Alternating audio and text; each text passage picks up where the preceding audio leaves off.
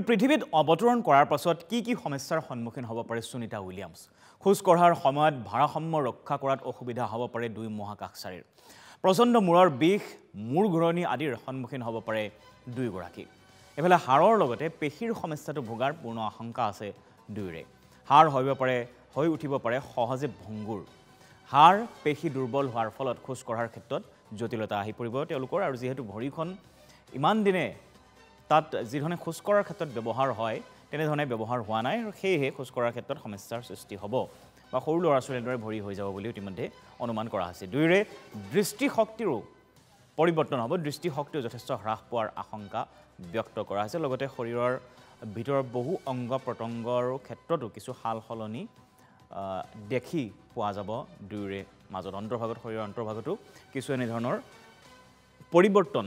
দেখিবলৈ পোৱা যাব দীৰ্ঘ দিন মহাকাশত থকাৰ পাছত পৃথিৱীলৈ ঘূৰি অহাৰ সময়ত আৰু সেয়েহে এটা কথা স্পষ্ট যে এই মহাকাশচাৰী পৃথিৱীলৈ উভতি অহাৰ পাছত বিশেষকৈ সুনিতা উইলিয়ামছ আৰু বুটছ উইলমৰৰ ক্ষেত্ৰত বিশেষকৈ দেখিবলৈ পোৱা যাব দুয়োগৰাকী দীঘলীয়া সময়ৰ বাবে যে এই সমস্যাৰ সৈতে যুঁজ দিব লাগিব আৰু দীঘলীয়া সময় ধৰি যে তেওঁলোকে চিকিৎসাধীন হৈ থাকিব লাগিব সেই কথাও ইতিমধ্যে স্পষ্ট হৈ পৰিছে আৰু দীঘলীয়া